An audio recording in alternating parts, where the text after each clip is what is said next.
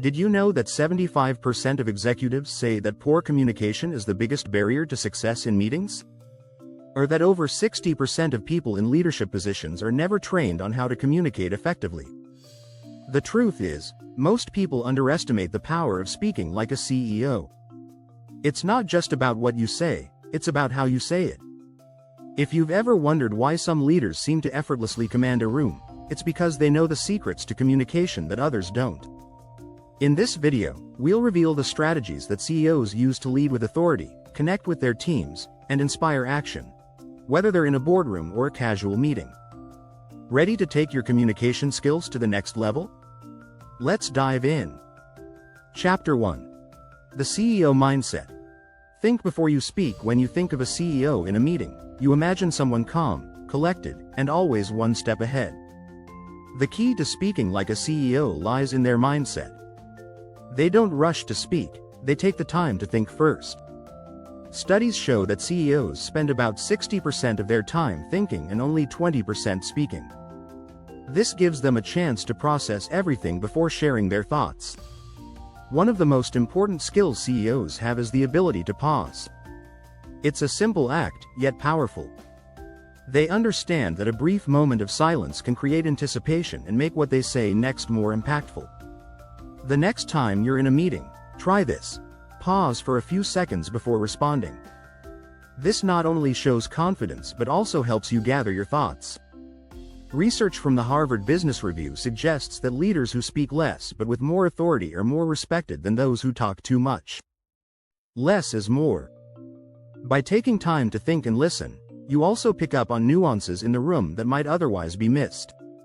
CEOs are often the quietest people in a meeting because they listen closely and respond deliberately.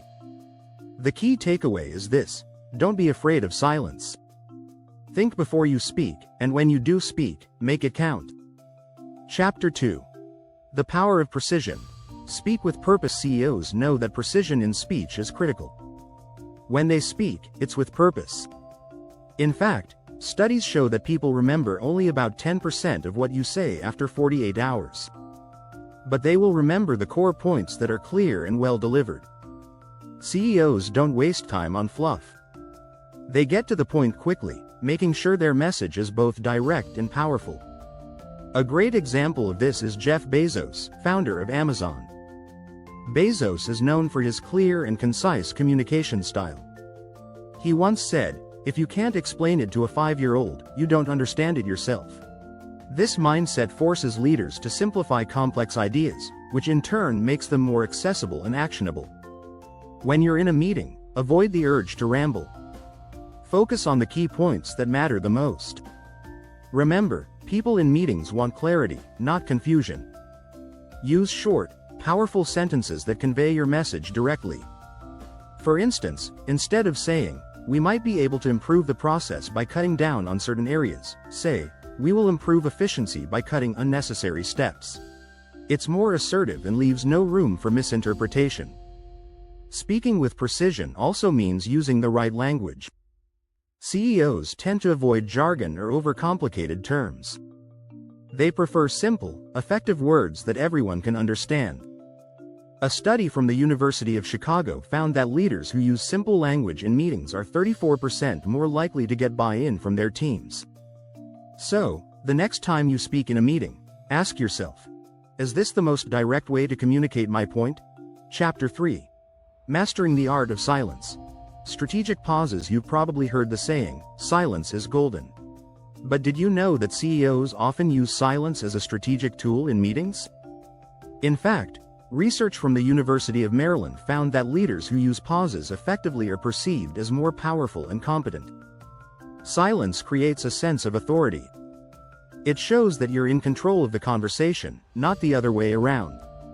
Silence allows people to digest information, process what's been said, and think critically.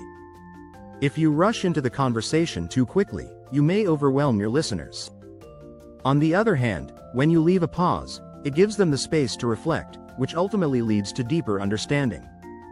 A great example of this is Elon Musk, CEO of Tesla and SpaceX.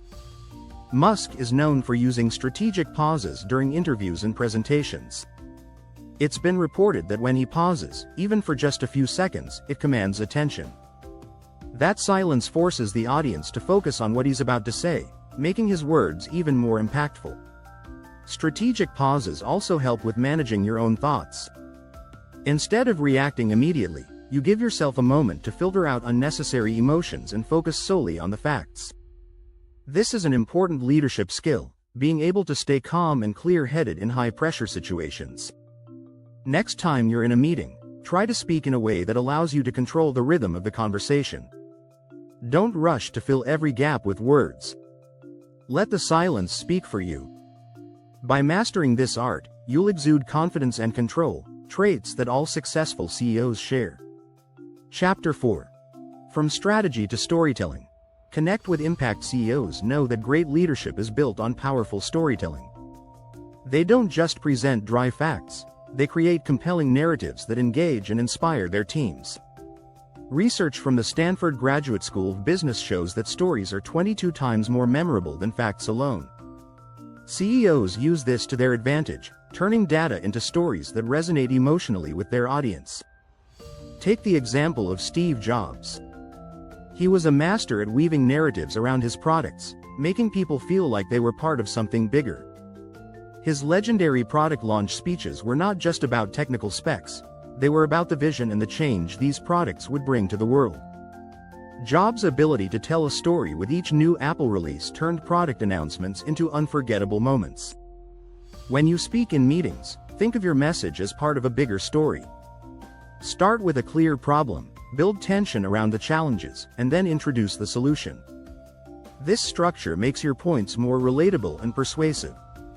For example, instead of just saying, "We need to cut costs," you could say, "Our company is facing a challenging market, and we need to adapt to survive. By cutting unnecessary costs, we can streamline our operations and keep our teams strong." People connect with stories because they trigger emotions.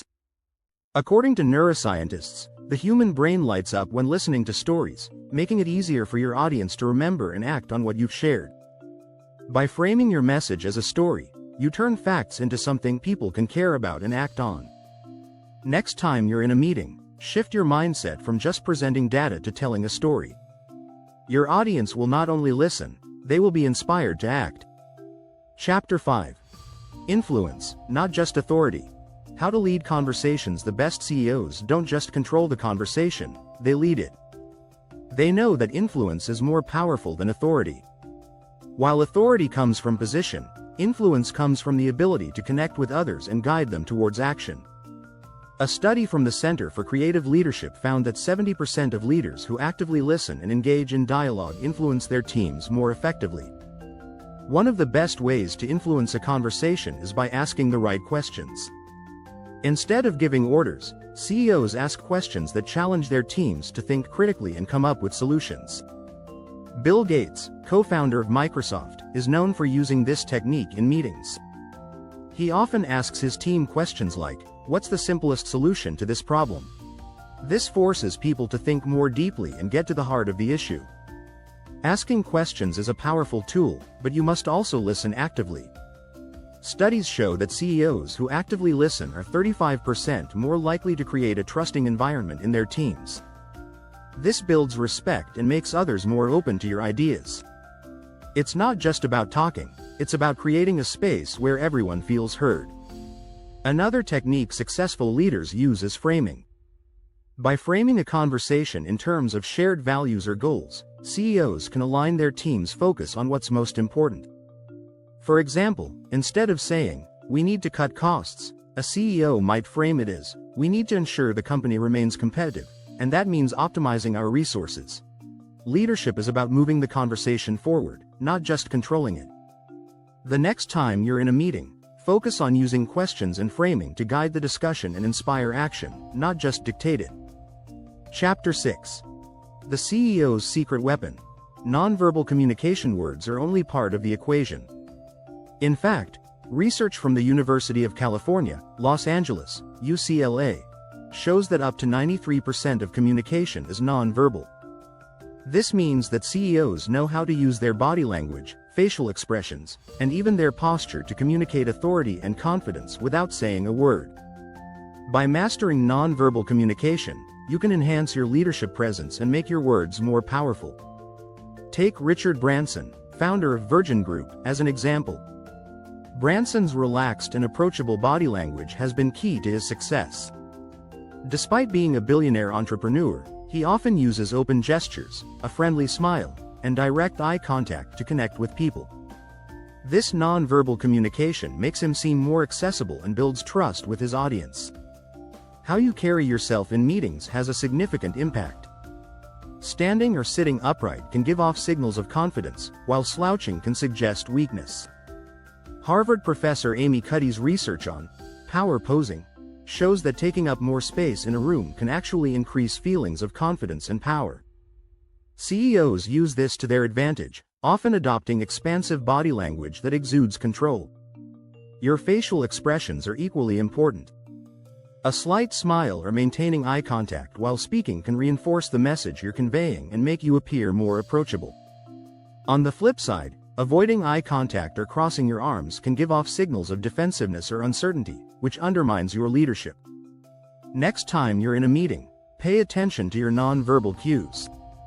Are you making eye contact? Are your arms crossed? How is your posture? Mastering these small yet powerful aspects of communication can make a huge difference in how you're perceived in meetings.